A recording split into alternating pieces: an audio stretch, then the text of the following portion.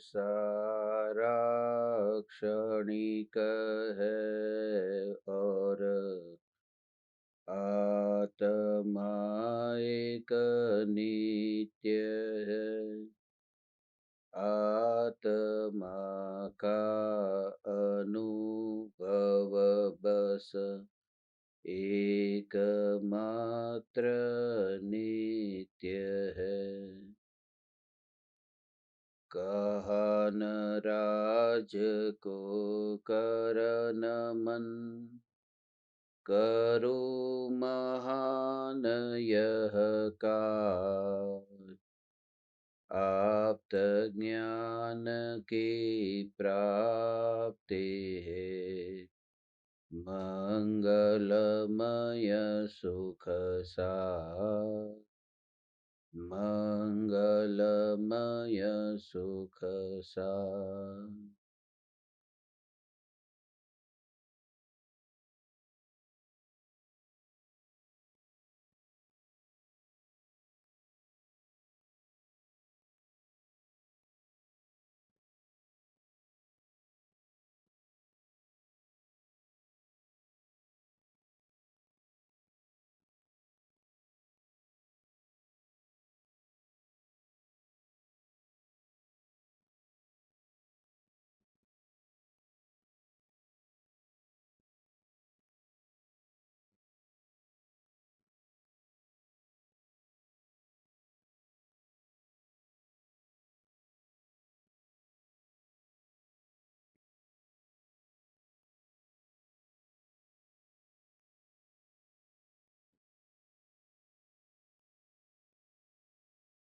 चैतन्य स्वभावी भगवान आत्मा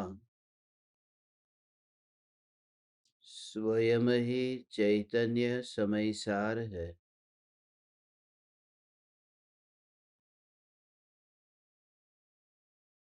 चैतन्य समयसार का प्रतिपादक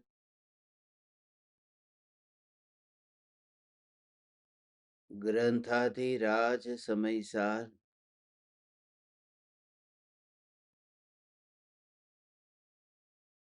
अध्यात्म ग्रंथों में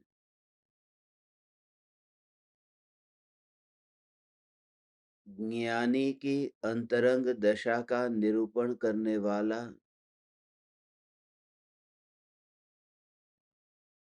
सर्वोत्कृष्ट ग्रंथाधिराज है।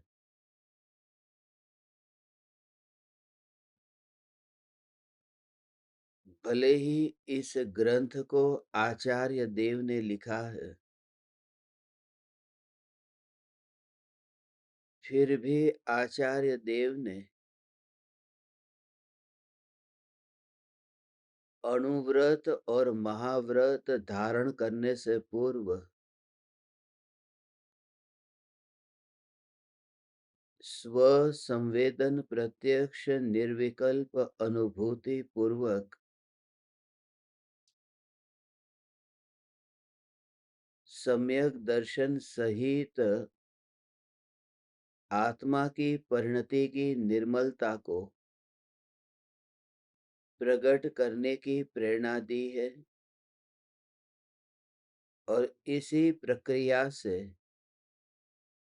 आत्मा नवीन कर्मों से बचता है और पुराने कर्मों से छूटता है।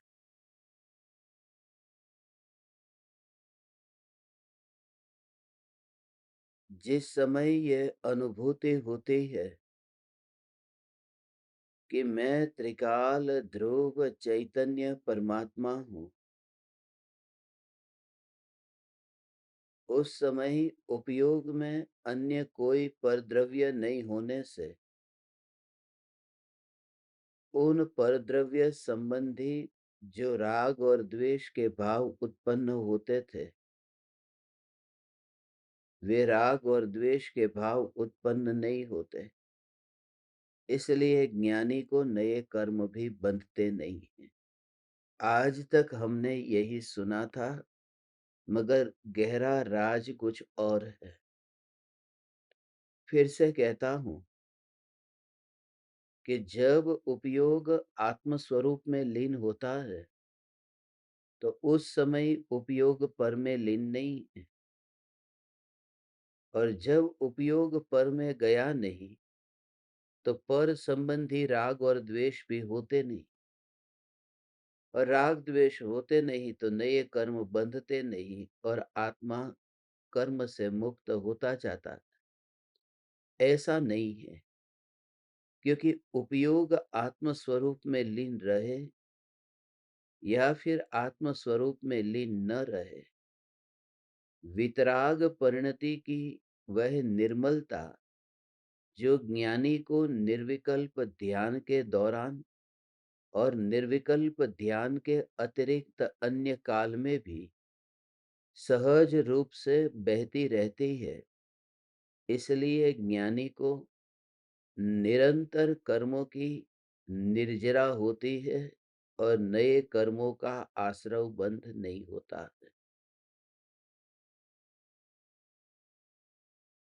कल तक हमने 4 गाथाओं पर जो चर्चा की थी, वह 4 गाथा में 176 गाथा तक हमारी चर्चा हुई थी। आज से फिर ये 2 गाथा है। ऐसा लगेगा कि ये 2 गाथा भी पुरानी गाथाओं का पुनरावर्तन है। मगर भाषा समिति के धारक आचार्य कुंद कुंद देव एक भी शब्द बिना प्रयोजन के लिखते नहीं। वे हर वाक्य को, हर शब्द को जब वे लिखते हैं, तब उस लिखते समय एक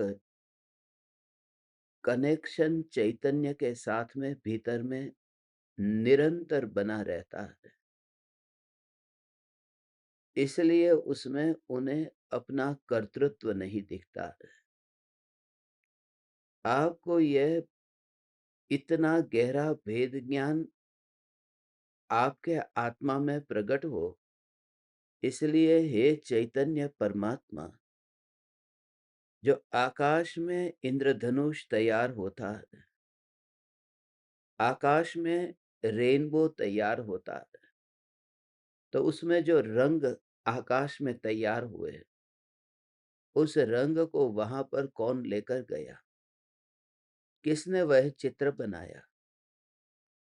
मगर फिर भी वह सतरंगी इंद्रधनुष आकाश को कैसा सुशोभित करता है। और हमें जो लगता है कि जिस आकाश को वह इंद्रधनुष सुशोभित करता है, आकाश को पता ही नहीं है कि कहाँ रंग बने, और उस आकाश ने उन रंगों को कहीं से खींच करके लाया नहीं है। तो आचार्य जब लिखते हैं, तो लिखने का विकल्प जो तरह तरह के रंगीले विकल्प है, उन विकल्पों की उत्पत्ति के काल में भीतर में ज्ञान की अनुभूति निरंतर होती है कि ये ज्ञान विकल्पों को जन्म नहीं देता है। इस सहज बहती धारा की वजह से वह रंग तो होते हैं, वह राग तो होता है, वह राग निरंतर नया नया नया परिवर्तित होता है। उस राग का रूप बदलता है, कभी लिखने का राग, तो कभी बोलने का राग, कभी पढ़ने का राग, तो कभी सुनने का राग, कभी 4 हाथ जमीन देखकर चलने का राग, तो कभी आहार लेने का राग। ये जो राग का भाव है, उस राग के बादल आकाश में तैयार हुए। तुम भी इस समय ऐसा भेद ज्ञान करके अपनी सत्ता को सुरक्षित देख सकते हो। भय लगता है कि ये रंग बिखर जाएगा। यूरोप में तो मैंने ये अपनी आंखों से देखा है, लोगों का जो पागलपन है। नॉर्दर्न लाइट्स देखने के लिए जो आइसलैंड, ग्रीनलैंड, नॉर्वे, फिनलैंड और उसके ऊपर भी उन देशों में जो लोग जाते हैं, बिल्कुल पागल हो जाते हैं। रात दिन उन्हें चैन नहीं पड़ता कि कब वह नॉर्दर्न लाइट्स हमें देखने को मिलेगी, पता नहीं है। और थोड़ी देर के लिए वह लाइट दिखती है, ऐसा आकर्षक, मनमोहक ऐसा प्रकाश, रोशनी उसे देखने के लिए बेताब होते हैं, मगर थोड़ी ही देर में भयभीत होते हुए वे निराश भी होते हैं। सम्यक दृष्टि ज्ञानी धर्मात्मा वह किस प्रकार से निर्लेप रहता है। जो भी भाव आत्मा में उत्पन्न हुए, वो उस सत्ता को रियलाइज करता है जिस सत्ता में कुछ मिलना, बिखरना, उत्पन्न होना, व्यय होना ये हुआ ही नहीं है। ये चैतन्य सत्ता में तुम थोड़े ही समय में ये अनुभव करोगे कि ये मनुष्य जीवन की ये यात्रा, ये मनुष्य का जीवन तुम्हें मिला ही नहीं है। तुम सचमुच ही ये अनुभव करोगे कि यहाँ नरभव है ही नहीं। यहाँ का मतलब सत्ता, सत्ता, सत्ता जो भी दिमाग में इकट्ठा हुआ है, ये सब कुछ एक क्षण में ही दूर हो जाता है। सत्ता, सत्ता, सत्ता। इस सत्ता के जोर से ही मोह, राग और द्वेष के भाव छुप जाते हैं।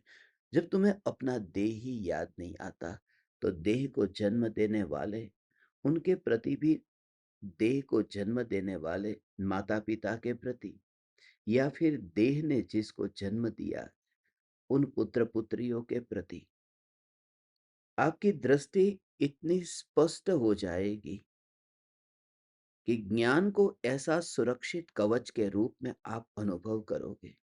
जैसे सम्राट ऐसे सुरक्षित किले में अपने को कैसे सुरक्षित महसूस करता है कि उसे पराये देश के राजा से अब कोई भय नहीं है, उसकी सेना से भय नहीं।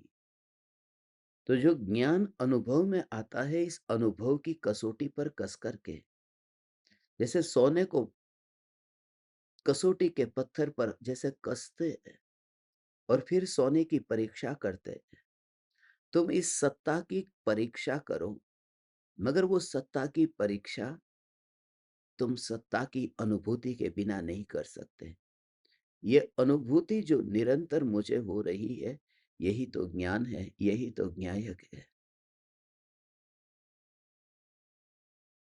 और उस अनुभूति के दौरान वह जो अनुभूति तुम्हें छू जाए, वह अनुभूति तुम्हें जो भा जाए, और उसके बाद में उन परमाणुओं का वियोग हो, तो भी तुम्हें वह स्वभाव की जो अनुभूति है, उस अनुभूति से कोई कोई कोई कोई कोई कोई अंतराय बीच में नहीं आता, बाधा नहीं आती।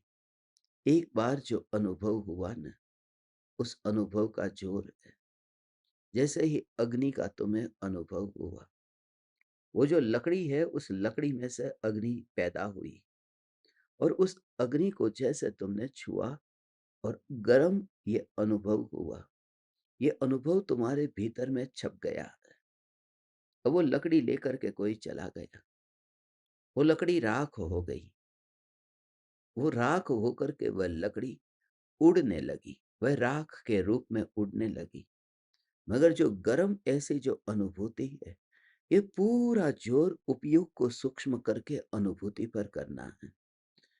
यह जो ज्ञान अनुभव में आ रहा है, ये अनुभव में आता हुआ ज्ञान, हे तीन लोक के नाथ परमात्मा, ये देह एक लकड़ी के रूप में दिखाई देता है।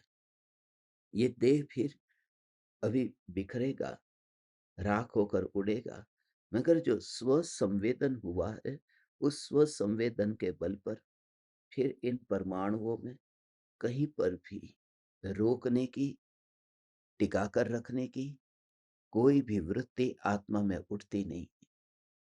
जैसे ही गर्म का अनुभव हुआ और ये विकल्प ही नहीं आया, वहां पर कुछ भी नहीं है। वहां छवि है, वहां छाप है, मगर उस छाप में वहां पर वह देह के कोई भी परमाणुओं का अस्तित्व नहीं है, और ना ही उसका विकल्प है।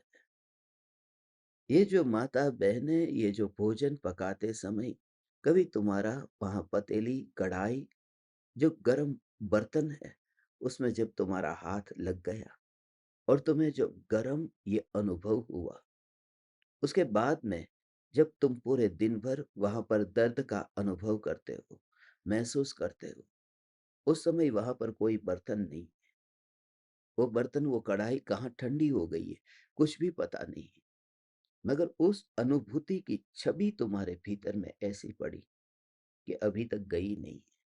हे चैतन्य परमात्मा, इस तरह से तो ज्ञान की अनुभूति की छवि को भीतर में ऐसी छाप दे कि ये अनंत परमाणु तुझे अपनी ज्ञान की अनुभूति में कहीं पर भी साधन न बने।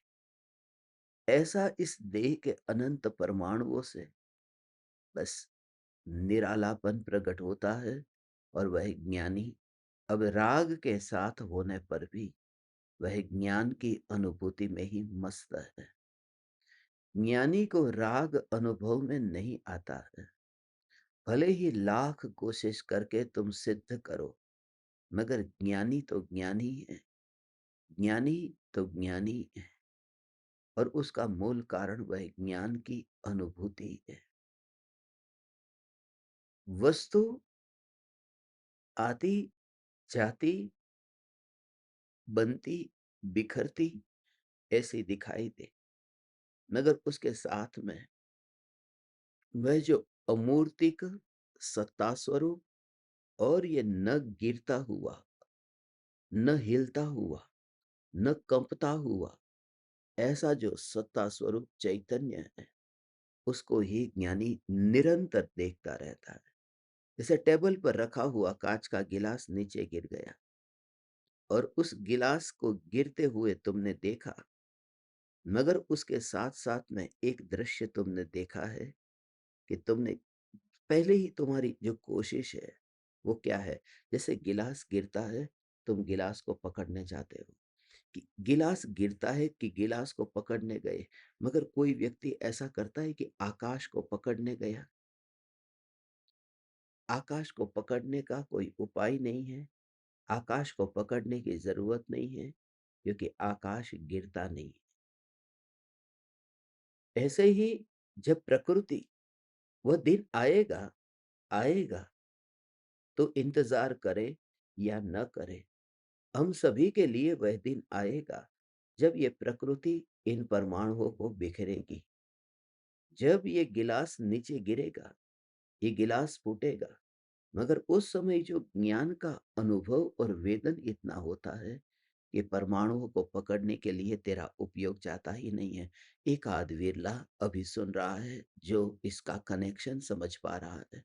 हे चैतन्य परमात्मा, you just try to realise it, just try to realise it, you just try to feel the connection. ये जो ज्ञान, उस ज्ञान को कभी तूने रोका ही नहीं, पर में जाता हुआ रोका ही नहीं। इन परमाणुओं को रोका नहीं, क्योंकि परमाणु मेरे नहीं थे। और चैतन्य को तूने रोका नहीं, क्योंकि वह चैतन्य तत्व गिरता नहीं। तो गिलास को पकड़ने गया नहीं, क्योंकि वह गिलास तेरा था नहीं। और आकाश को पकड़ने गया नहीं, मगर आकाश गिरता ही नहीं, तो पकड़ने की जरूरत क्या है। तो मात्र आकाश का अनुभव करता है। उस आकाश की अनुभूति कोई एकाध विरला कर पाता है, क्योंकि मृत्यु का भय है। जिस समय भूकंप आता है, उस समय पहला अनुभव क्या होता है कि मैं गिर जाऊंगा, मैं मर जाऊंगा, जल्दी से जल्दी मैं भागूं। अरे देखो, ये पृथ्वी कप रही है। पहला ही भाव आता है, पृथ्वी कप रही है, क्योंकि तुम पृथ्वी पर खड़े हुए जीवन की भीख मांगते हो। मगर जो जीवन की भीख नहीं मांगता है, वह पृथ्वी के कंपने पर भी उस अकंप आकाश का अनुभव करता है कि पृथ्वी ने आकाश को कंपाया नहीं है। ज्ञानी को देह की इस क्रिया के साथ में वह भीतर में अकंप सत्ता की जागृति है। उस जागृति की गहराई में आज हमें भगवान डुबकी लगानी है। तुम साथ में रहना, तुम पीछे मत हो जाना, तुम भाव से कनेक्टर होकर के रहना।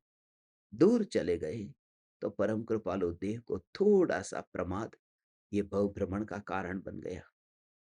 थोड़ा सा पीछे रह जाना, फिर अनंत अनंत काल लग जाता है।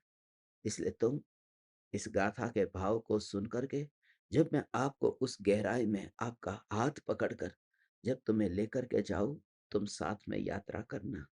आज बहुत गहरी बात है, अनुभूति की बात है, गाथा है। ये देखिए,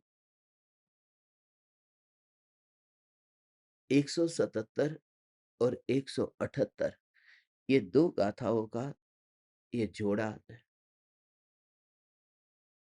भले ही ये दो गाथाओं का जोड़ा है, तुम्हें बहुत बार ऐसा लगेगा कि ये प्रकरण रिपीट हो रहा है, मगर खास याद रहे, इसमें रिपीटेशन जैसा कुछ भी नहीं है। देखो,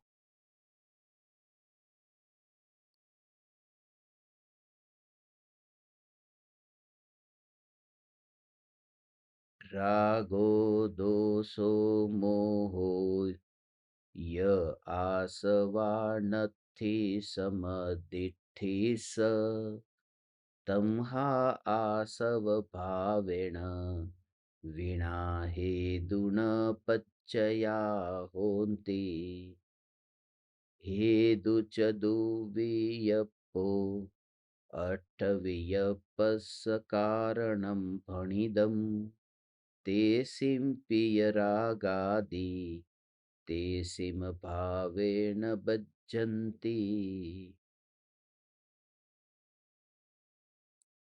राग, द्वेष, मोह रूप आश्रव भाव सम्यक दृष्टियों के नहीं होते, इसलिए उन्हें आश्रव भाव के बिना द्रव्य प्रत्यय कर्म बंध के कारण नहीं होते।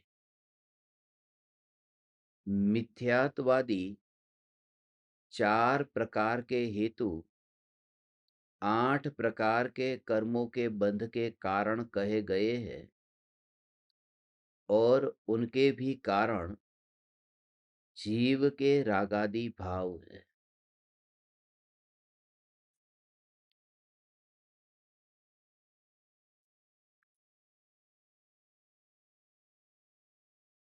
ये 177वीं रागो दोषो मोहो, जो आश्रव भाव है, यह आसवा नथि समदिठि स, ये सम्यक दृष्टि के नहीं होते, इसलिए उन्हें आश्रव भाव के बिना द्रव्य प्रत्यय कर्म बंध के कारण नहीं होते। ये आश्रव भाव माने वह भावाश्रव। दो प्रकार के आश्रव के भेद कहे थे ने, दो भेद में पांचों तत्व के दो दो भेद कहे थे। आश्रव में भी दो भेद कहे, भावाश्रव द्रव्याश्रव, फिर बंध में भाव बंध द्रव्य बंध, संवर में भाव संवर द्रव्य संवर, निर्जरा में भाव निर्जरा द्रव्य निर्जरा, और मोक्ष में भाव मोक्ष और द्रव्य मोक्ष। उनमें जितना भी भाव वाला हिस्सा है वह सब जीव की पर्याय है, और जो द्रव्य वाला हिस्सा है वो सब पुद्गल परमाणुओं की पर्याय है, माने पुद्गल की ही, प्योर पुद्गल की पर्याय है। अब ये जो भाव आश्रव के बिना वो नए कर्म का बंध नहीं होता। ज्ञानी के लिए तो अभी मोह छूटा है, राग और द्वेष कहाँ छूटा है। राग द्वेष के भाव तो पड़े हैं, और यहाँ पर राग और द्वेष से ही शुरुआत की है। राग द्वेष मोहरूप आश्रव भाव सम्यक दृष्टियों के नहीं होते।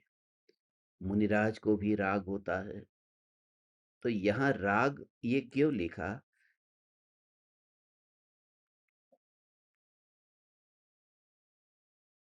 ऐसा राग जिस राग में सुख बुद्धि होती है, उस प्रकार का राग सम्यक दृष्टि को नहीं होता। जैसे चार अघाती कर्म का उदय अरिहंत भगवान को होता है, तो उन अघाती कर्म के उदय के काल में वो चार घाती कर्म का उदय नहीं होने से सम्यक दृष्टि को, तीर्थंकर परमात्मा को, वो खाली जली हुई रस्सी की तरह चार कर्म पड़े हुए हैं। परम कृपालु देव ने अपूर्व अवसर में उन्हें बड़ेली सिंदरीवत जली हुई रस्सी के समान कहा न भगवान। ये जली हुई रस्सी के समान है। मगर अभी जो ज्ञानी को राग का भाव है, यह राग का भाव मोह की मृत्यु हो जाने की वजह से, वह राग का भाव किसी भी प्रकार से अब ज्ञानी के लिए खतरनाक नहीं है। ये अप्रत्याख्यानावरण और प्रत्याख्यानावरण और संज्वलन, ये तीन कषाय चौकड़ी का उदय चलता है। सम्यक दृष्टि को भी होता है। अनंतानुबंधी क्रोध का मान, माया और लोभ, इस प्रकार का राग ज्ञानी को छूट गया है। अब इसके बारे में, ये राग कौन सा छूटा? तो जिस समय उपयोग आत्मा में स्थिर हुआ था, उस समय देव शास्त्र गुरु की वाणी भी सुनने को मिलती थी, तो भी वह सुनने का विकल्प नहीं उठा। मैं आपको ये बता रहा हूं कि जिस समय निर्विकल्प अनुभूति होती है, उस समय जीव कितना कठोर होता है। ये जो कठोरता है, ये कठोरता बहुत जरूरी है। जीव कितना कठोर होता है, निर्विकल्प अनुभूति। इसलिए आत्मसिद्धि शास्त्र में जो कहा, सद्गुरु ना उपदेश थी, आव्यु अपूर्व पान, निज पद निज माही लयु, दूर थयु अज्ञान। जिस गुरु ने मुझे बोध दिया है, उस गुरु की वाणी से भी नजर हटा दी, तब जाकर के उपयोग अपने में स्थिर होगा। गौतम स्वामी ने वो जो वाणी है, उस वाणी से नजर हटी, तभी तो उपयोग आत्म स्वरूप में स्थिर होगा। एक समय के लिए उपयोग जब आत्मा में लीन होता है, तब वह अनंत तीर्थंकर परमात्मा की दिव्य ध्वनि भी एक साथ में सुनने को मिले। मैं आपको खाली अनुमान करने को कहता हूं। अनंत तीर्थंकर परमात्माओं की दिव्य ध्वनि प्रत्यक्ष, हाँ, एक सद्गुरु नहीं, अनंत तीर्थंकर परमात्माओं की प्रत्यक्ष दिव्य ध्वनि सुनने को मिले, तो भी उसे रस नहीं है, तब जाकर के उपयोग अंदर में समा जाता है। लगेगा कि एक गुरु तुम्हारे सामने हाथ जोड़ करके विनती करके प्रवचन देता हो और तुम उनके प्रवचन को न सुनो, तो तुम कितने कठोर हो। यहाँ तो अनंत तीर्थंकर परमात्मा तुम्हें बोध देते हो और फिर भी तुम्हें कोई विकल्प न आए और उपयोग आत्मा में समा जाए। और यही तो शुरुआत है। हे ज्ञान दीपक, इस तरह से तो उपयोग को अंदर ले जाना, ये कठोरता नहीं है। इसके लिए क्योंकि क्योंकि प्रत्येक सद्गुरु की यही भावना है कि तेरा उपयोग तेरे में समाये, क्योंकि सद्गुरु अनुभवी है। सद्गुरु को स्व संवेदन हुआ है, सद्गुरु का स्वयं का अनुभव है। इसलिए हमेशा याद रहे, जिस जिस जिस व्यक्ति ने बंधन का अनुभव किया है, वह व्यक्ति हमेशा दूसरे को बांधना चाहे। आज के जमाने में ये जो सांसों को तकलीफ है, जितनी भी सांसें हैं, उन सांसों की तकलीफ क्या है कि बहुत बहुत बहुत बुरी बहू मिली। सब शिकायत करेगी। किट्टी पार्टी में यदि सासें मिलेगी तो बहू की शिकायत करेगी, बहू अच्छी नहीं मिली। उसका कारण क्या है? क्योंकि उस सास ने उसकी सास की बहुत गुलामी की है। पहले के जमाने में देखो ना, आज से 25 साल पहले, और मैंने तो गुजरात में भी ऐसे महिलाओं को देखा है कि ससुर के लिए तो घूंघट डालना पड़ता है, मगर सास भी सामने होगी तो सास के लिए भी सिर पर ओढ़ करके रखना पड़ता है। यदि ननंद है तो ननंद के लिए भी सिर पे ओढ़ कर रखना पड़ता है। तो जो इतना सहन किया हो ने, कि कितनी गुलामी मैंने सहन की है।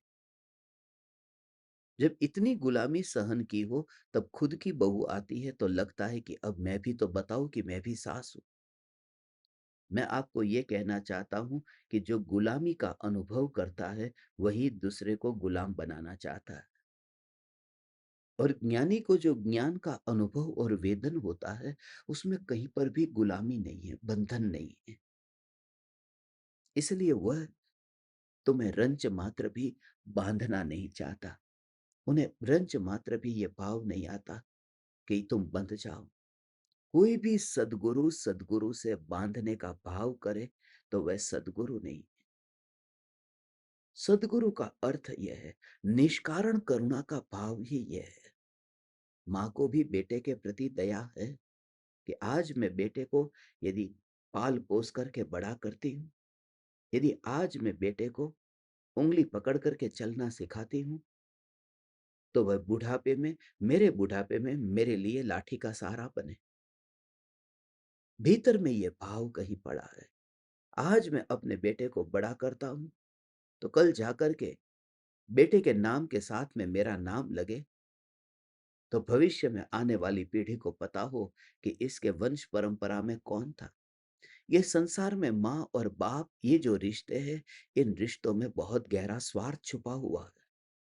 मगर सदगुरु की जो पुकार है, उसमें इतनी निष्कारण कि तू स्वतंत्र ज्ञान को अनुभव कर। बस इतनी ही बात। कोई रिश्ता न जोड़ना। चार रास्ते पर जैसे तुमने मार्ग को पूछा, किसी के मार्ग को पूछा,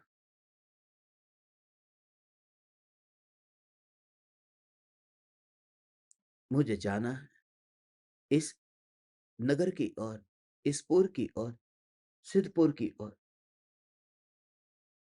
पर जब वह व्यक्ति रास्ता बता दे, पहले तुम रुकते ही नहीं हो उसके पास में। तुम यात्रा शुरू कर देते हो। तुम उससे ज्यादा बातचीत नहीं करते। तुमने मार्ग जान लिया। ज्यादा से ज्यादा तुम दो हाथ जोड़ करके उसे धन्यवाद देते हो। मगर उसका गांव कौन सा, उसका पता, उसके परिवार, किसी के बारे में कुछ भी नहीं पूछते। मैं आप परमात्माओं से यही कहता हूं, सदगुरु से तुम सिर्फ इतना ही रिश्ता रखना, क्योंकि प्रत्येक सदगुरु ने यही चाहा है। सदगुरु यही चाहते हैं कि बस उन्हें करुणा का भाव आया, तुम्हें यह मार्ग बता दिया, थोड़े दिन का मेहमान होकर के आ गया और फिर चला गया। मगर इतना भव भव में यदि तुझे ऐसा भाव आएगा कि उनकी व्यक्तिगत जिंदगी में न जाऊंगा, तो उन्होंने भोजन किया या नहीं किया, क्या मैं ये न देखूं? ये क्या खाते हैं, क्या पीते हैं, ये मुझे नहीं देखना? मुनिराज को आहार दान देने का कर्तव्य ये गृहस्थ का नहीं है। खाली ज्ञान पाकर के अपने में लीन हो जाना, यही गृहस्थ का कर्तव्य है। गृहस्थ का कर्तव्य पहला तो यही है कि मुनि का ज्ञान पाकर के लीन हो जाना। मगर जब लीन नहीं हो पाता है, तब फिर इंद्रिय विषयों में रचे पचे। उससे बेहतर कि फिर मुनिराज की भक्ति करे, मुनिराज के दर्शन करे, मुनिराज को आहार दान दे। मगर पहला कर्तव्य तो यही है। दिव्य ध्वनि पूरी हो, ये सुनने के लिए भी कहां बैठता है। कल हमने 6 सम्यक दृष्टियों के नाम लिए न, उसमें वृषभ सेन का नाम लिया ने। ऋषभ सेन, जिन वो गणधर थे ने, आदिनाथ भगवान के गणधर थे। खून के रिश्ते से देखे तो बेटे थे, मगर आदिनाथ भगवान के गणधर थे। और गणधर भगवान की दिव्य ध्वनि को छोड़ करके मोक्ष में चले जाए। आदिनाथ भगवान से पहले मोक्ष में ऋषभ सेन चले गए। और गणधर की कितनी जिम्मेदारी है। ये मैं आपसे कहता हूं कि आपको जिस दिन ऐसा लगे न कि आप तो मेरे ज्ञान दीपक है, आप प्रवचन सुनने बैठे, पूरा प्रवचन सुन करके ही तुम यहां से विदा लेना। नहीं, मैं आप परमात्माओं से कहता हूं कि बीच में ही यदि तुमने प्रवचन छोड़ दिया, उस दिन मैं धन्य भागी हुआ। उस दिन तुमने इस वाणी का आदर कर दिया। प्रवचन पूरा होने से पहले ही तुम पूर्णता को प्राप्त हुए, तुमने उस पूर्णता को पाया। फिर हाथ जोड़ने के लिए भी, फिर अहो अहो श्री सदगुरु बोलने के लिए जिस दिन तुम न बैठे, उस दिन मेरा हृदय भर जाएगा तुम्हारे प्रति। मैं सच कहता हूं तुमसे, तुम उस स्वरूप को कनेक्ट, उस स्वरूप से तुम कनेक्ट हो जाओ। उस नित्यता और ध्रुवता, जहां तुम्हें पता ही न चले। बस रस्सी को पकड़ने गया कि पता ही न चला कि कपड़ा कहाँ गिर गया। मैंने इस ज्ञान की अखंड रस्सी को ऐसे पकड़ा कि कपड़ा कहाँ गिर गया उसका पता ही नहीं। और जहां कपड़े का पता नहीं, वहां उस कपड़े को देने वाले का भी पता नहीं, फिर माता पिता का पता नहीं, फिर ये कपड़े की कतार डोरी पकड़ में आ गई। ये डोरी पकड़ में आई, ये ध्रुव न्याय की डोरी पकड़ में आ गई। और एक भी परमाणु, इन परमाणुओं में न राग है न द्वेष है। सम्यक दृष्टि को राग द्वेष छूट गया है। भोजन तो करते हैं, मगर भोजन करते हैं उस समय उनको जो भोजन करने का भाव आया, उस भाव को यहाँ राग नहीं कहा। ज्ञानी का भोजन भी वह निर्जरा का कारण है, क्योंकि उस भोजन के काल में उन्हें ज्ञान की धारा ही बहती है। विकल्प से नहीं हो। तुम जो अनुमान लगाते हो, मैं तुम्हारे अनुमान को पहचान रहा हूं भगवान। हे चैतन्य परमात्मा, तुम जो अभी अनुमान कर रहे हो वो अनुमान विकल्प से कर रहे हो। तुम जो अभी अनुमान कर रहे हो ये विकल्प से, कि विकल्प ऐसा होता होगा कि मैं ज्ञान स्वरूप हूं, मैं ज्ञान स्वरूप हूं। ये ऐसा ऐसा ये विकल्प रूप अनुभव नहीं है। वहां तो विकल्प की तरंग है, वहां तो चंचलता है। वहां तो सागर के ऊपर तुम बोट पर बैठे हो और मोती मिल गया, मोती मिल गया, मोती मिल गया।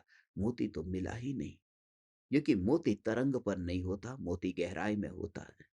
और जहां गहराई में तुम गए, वहां पर चिल्लाने के लिए तुम्हारे पास में होठ ही नहीं हिलते। और किसके सामने तुम चिल्लाओ, क्योंकि वहां तुम अकेले हो। बोट में बैठे थे, वहां पर और भी मुसाफिर यात्रा करते थे। इसलिए जब तुम विकल्प से कहते हो मैं ध्रुव चैतन्य, मैं तुमसे अभी जो कह रहा हूं ये भी बोट में बैठा हुआ हूं। मैं ये अच्छी तरह से जानता हूं, ये भी वो गहराई नहीं है जहां मैंने मोती को पाया, जहां उस शांत स्वरूप को अनुभव किया। ये तरंगे उठ रही है, मगर उन तरंगों के उठने के काल में भी वह जो छाप पड़ी है, वह छाप छूटी नहीं है। उस पड़ी हुई छाप का नाम ही सम्यक दर्शन है। तू सम्यक दृष्टि, ये फिक्र न कर कि इस काल में सम्यक दृष्टि उंगली पर गिने चाहे उतने ही होते हैं। ये फिक्र मत कर। मगर वह उंगली किसकी, कितने लोगों की, वह भी तो कहाँ कहा। तू सम्यक दृष्टि, ऐसे तू सम्यक दृष्टि, तू सम्यक दृष्टि। यदि इस विचार से ही लोग प्रमादी होकर बैठ जाते, तो 6 महीने और 8 समय में 608 जीव मोक्ष में जाते। ज्यादा जीव मोक्ष में जाते नहीं, 609 नहीं जाते।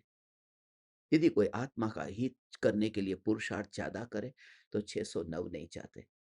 और यदि कोई कमजोर हो जाए, काल नीचा आ जाए, तो 607 नहीं जाते, 608 जाते हैं सो जाते हैं। यहां से नहीं जाते तो विदेह क्षेत्र से जाते हैं, मगर जाते हैं सो जाते हैं। अब 608 ही जीव जब मोक्ष में जाते हैं, तो ये करोड़ों जीवों भगवान के समोसरण में क्यों जाते हैं?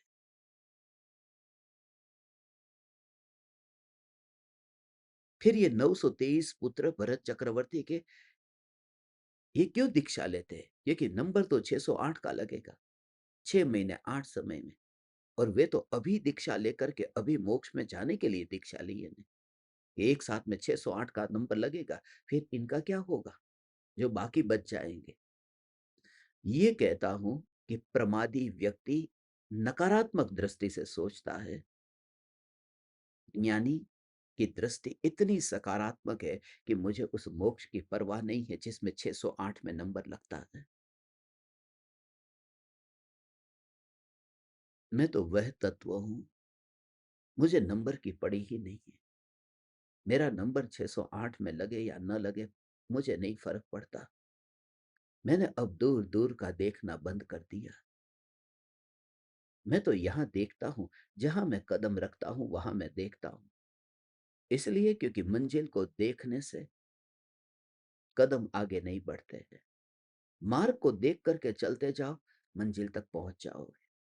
पहाड़ के शिखर को देखने जाओगे तो बीच में जो पत्थर है जिसको तुमने देखा नहीं और गिर जाओगे, तलेटी में पहुंच जाओगे। इसलिए पूरी सावधानी कि जहां पर तुम हो उस रूप में ही, और तुम इस भाव में यदि भरे कि कल उस शिखर पर पहुंचूंगा और मुझे सुख मिलेगा, तो उसमें तो बड़ा लोभ है कि मुझे मोक्ष में सुख मिलेगा।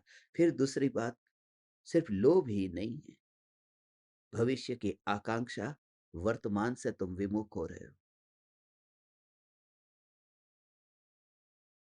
और दूसरी बात, तुम खुद ही ये सिद्ध करते हो कि तुम आनंद में नहीं, क्योंकि अनंत आनंद की यात्रा वर्तमान के आनंद से प्राप्त शुरू होती है, प्रकट होती है। यहां से ही यात्रा शुरू हुई। इसलिए जिस समय यह ज्ञान मात्र में भगवान आत्मा यह अनुभव में आया, उसी समय आनंद पाया। वह पर्याय में उछलता आनंद नहीं, वह सत्ता स्वरूप जो आनंद है, वह आनंद।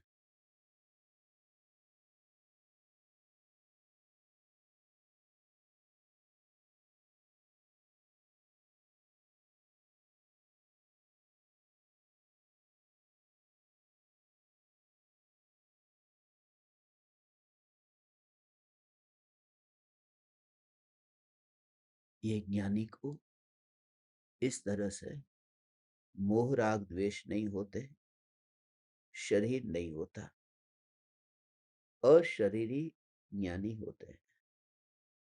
उनका जो राग छूट गया है, द्वेष छूट गया है, उसकी सबसे बड़ी निशानी यह है कि उनका जो मोह का भाव छूट गया है, वह मोह का भाव छूट गया। उसकी निशानी क्या है? इस शरीर को मैं अनंत काल के लिए, इस शरीर को त्याग करना है,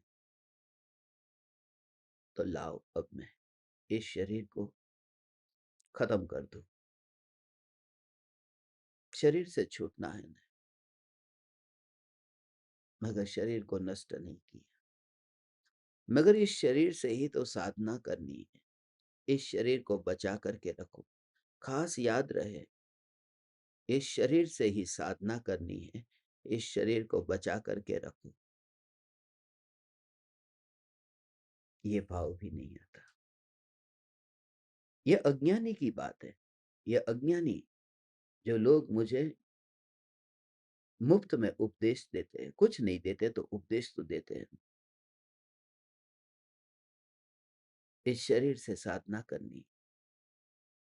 मुंबई में मेरे एक विद्यार्थी दादी माँ थे। वो दादी माँ अभी 100 साल के हो जाएंगे थोड़े साल में, मगर उनको मेरी बहुत चिंता होती थी।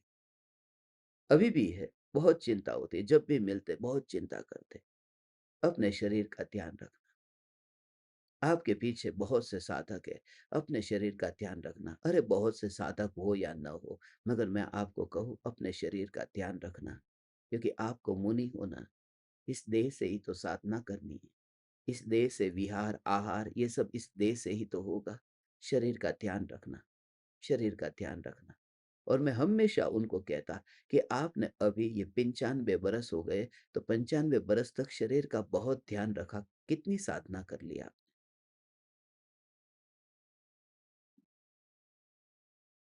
आपने क्या पा लिया? इतने बरसों से ध्यान तो रखते। जब उनको दूध छोड़ने को कहता हूं तो बोले दूध नहीं छूट सकता।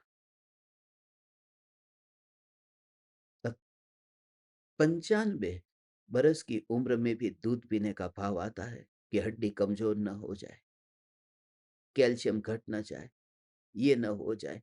95 बरस की उम्र में भी, क्योंकि मोह की उम्र थोड़ी होती है। मोह हमेशा जवान होता है।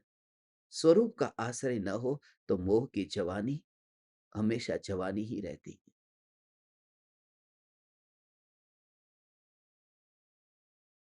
इसलिए सम्यक दृष्टि कभी भी ये नहीं मानता कि शरीर से मुझे साधना करनी है। यदि ये माने कि देह है तो साधना होगी, तो वह मिथ्या दृष्टि है। यदि ये माने कि देह होगा, स्वस्थ रहेगा, तो धर्म होगा, वह मिथ्या दृष्टि है। इसलिए तो कृपालु देव का देह जब क्षीण हो रहा है, मगर कृपालु देव को यह विकल्प नहीं आ रहा है कि शरीर होगा तो साधना होगी। ज्ञानी कितने निर्लेप होते हैं, कितने निर्लेप होते हैं।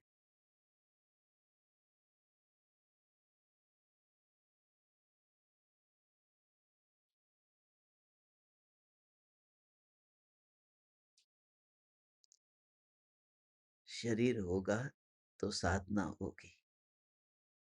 माने शरीर में उपयोग गया, उपयोग आत्मा का, समाया भी आत्मा में। अभेद होकर निर्विकल्प दशा प्रकट हुई आत्मा की, सब कुछ आत्मा का। इस देह को इस तरह से जब तक तुम मान करके बैठोगे न कि शरीर शरीर होगा तो साधना होगी, तो नियम से मिथ्यात्व का पोषण होगा। वो साधना साधना की शुरुआत ही नहीं होगी जब तक तुमने यह नहीं जाना। स्वभाव यही साधन है। मोक्ष मार्ग प्रकाशक में पंच परमेष्ठि का जो स्वरूप बताया है, वो सिर्फ स्वरूप नहीं बताया, पंच परमेष्ठि होने की विधि भी बताई है। और उसमें शुरुआत ही सब परमेष्ठि में यहां से की है, ज्ञान स्वभाव साधन द्वारा। साधना का जो साधन है वह ज्ञान स्वभाव।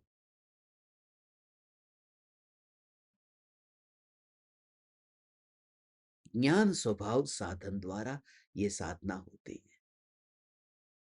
इसलिए ज्ञान में रस है, मगर देह के प्रति ऐसा राग नहीं है कि देह को बचा करके रखो या फिर देह को खत्म कर दो।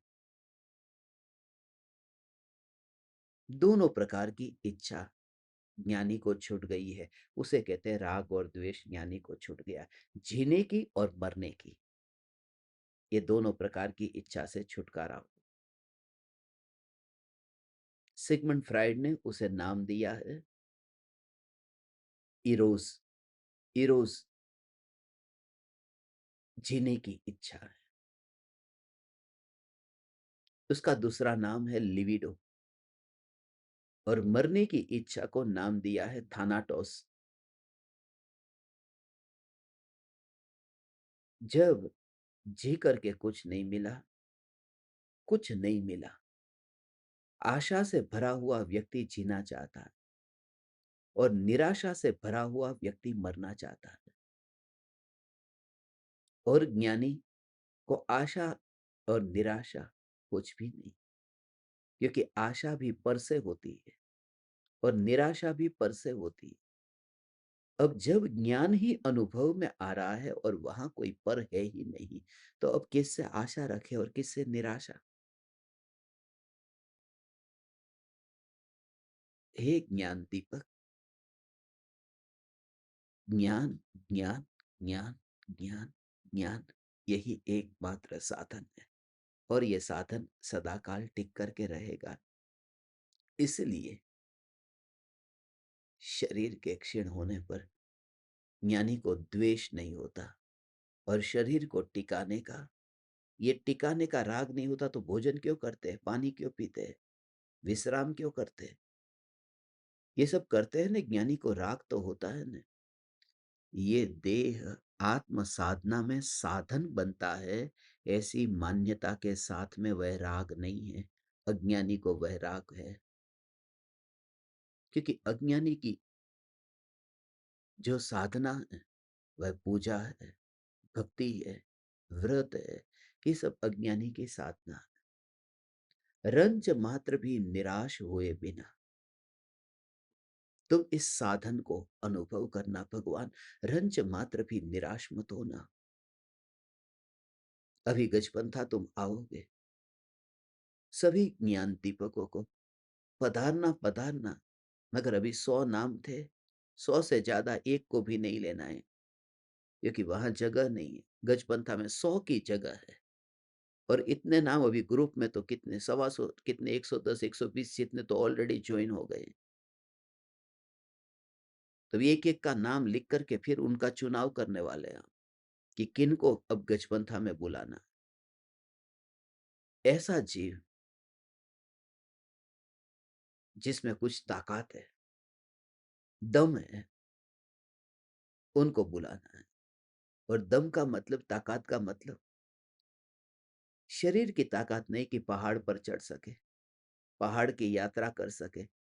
आज 7 मई का दिन है, देखो सहज संजोग है, अगले महीने 7 जून को यदि हम यहाँ रहे तो पहाड़ पर ही होंगे।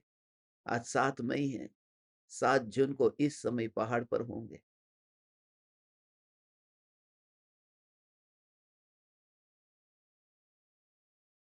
और पहाड़ पर नहीं होंगे तो सत्संग करते होंगे, और यहाँ नहीं होंगे तो जहाँ होंगे वहां सत्संग करते होंगे।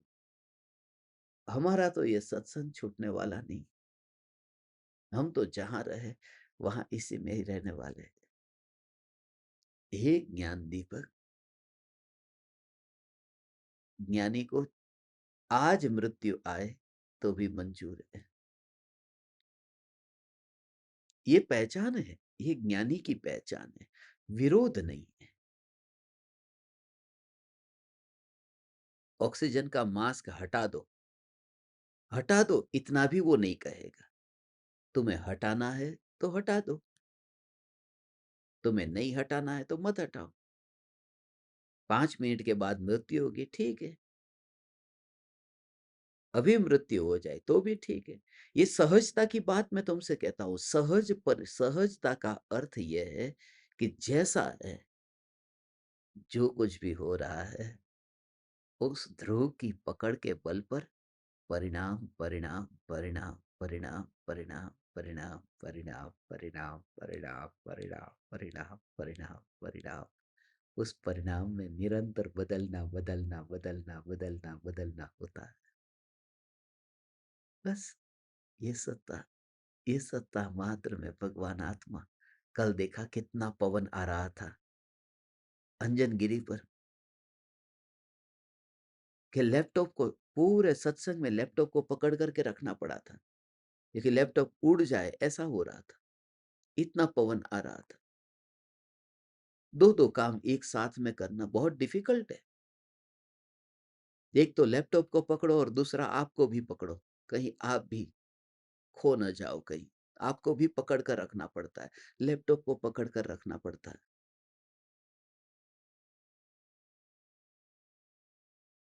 मगर ये भाव आया था। ऐसी आंधी आती है, ऐसी हवा आती है, मगर अभी मैं देख रहा हूं।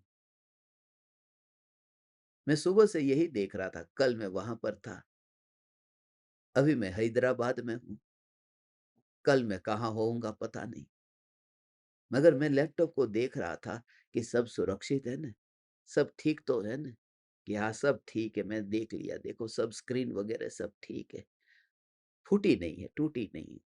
थोड़ी बहुत धूल ऊपर लग गई थी, पोंछ लिया, बस सब व्यवस्थित है।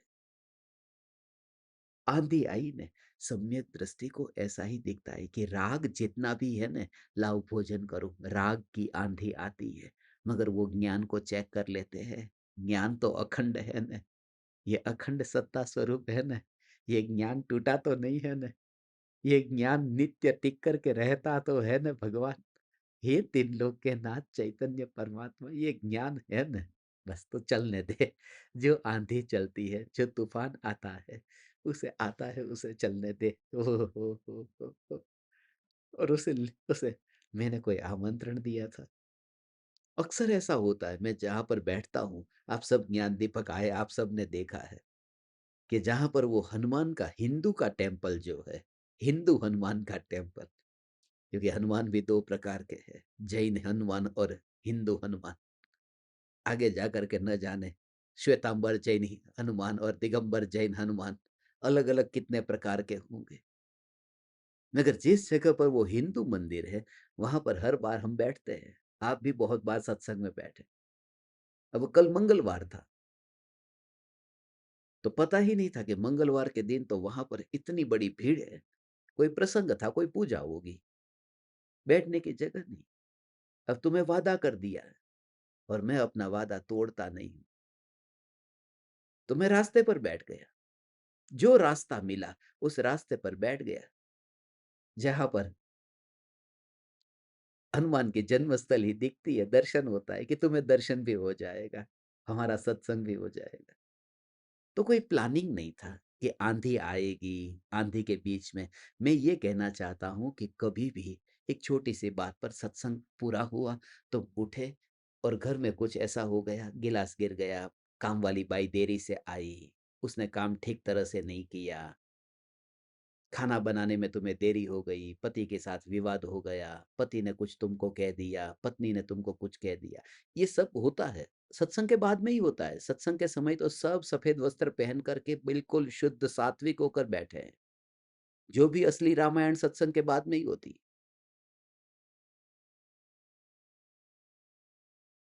सच कहना, आप खुद सोचना, सत्संग के बाद में जैसे ही ये बस दुपट्टा खूंटी के साथ में टाँग दिया और अपना धर्म भी वहाँ पर खूंटी के ऊपर टाँग दिया।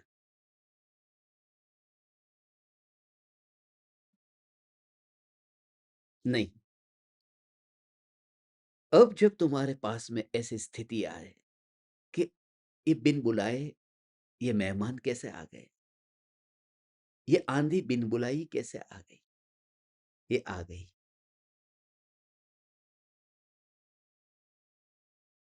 मैंने बुलाई ही नहीं। कल वही विचार चल रहा था, पवन चल रहा है, उसे कहाँ बुला रहा हूँ? इतनी धूल, इतनी मिट्टी, मगर उसे मैंने कहाँ बुलाया? ऐसे ही यदि राग का भाव आता है, द्वेष का भी भाव आता है, तो भी ज्ञानी को नहीं आता है।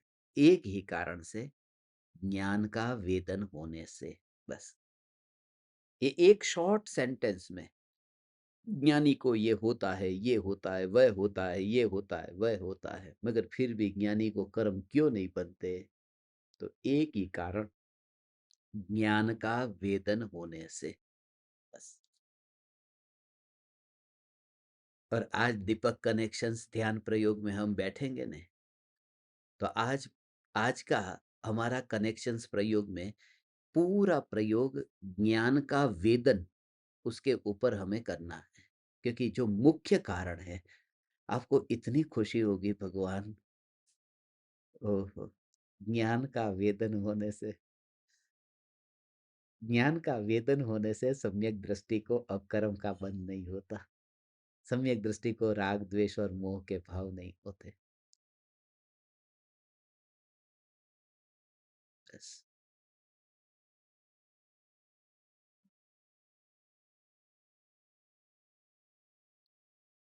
सदा काल हमें ये जागृति रहे, ये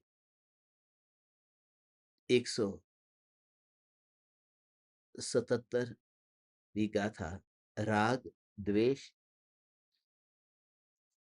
मोह रूप आश्रव भाव सम्यक दृष्टियों के नहीं होते, इसलिए उन्हें आश्रव भाव के बिना द्रव्य प्रत्यय कर्म बंध के कारण नहीं होते।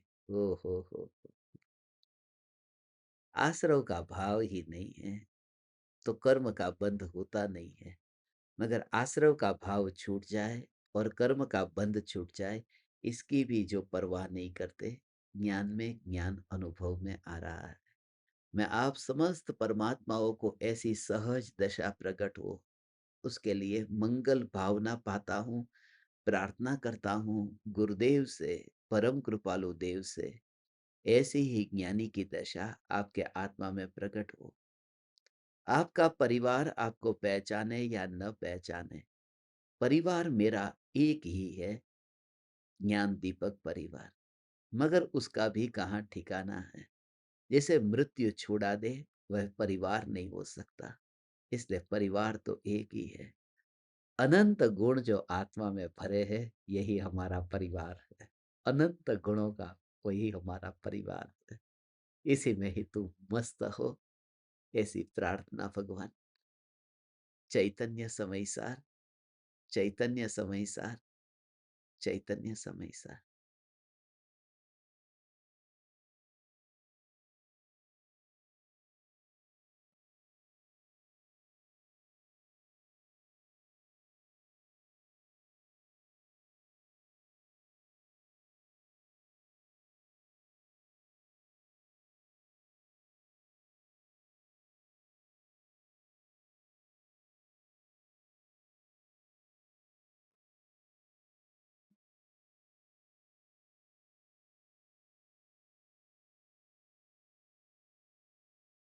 अहो अहो श्री सद्गुरु करुणा सिंधु अपार, इस पामर पर प्रभु किया अहो अहो उपकार, अहो अहो उपकार। देह सहित जिनकी दशा, वरते देहा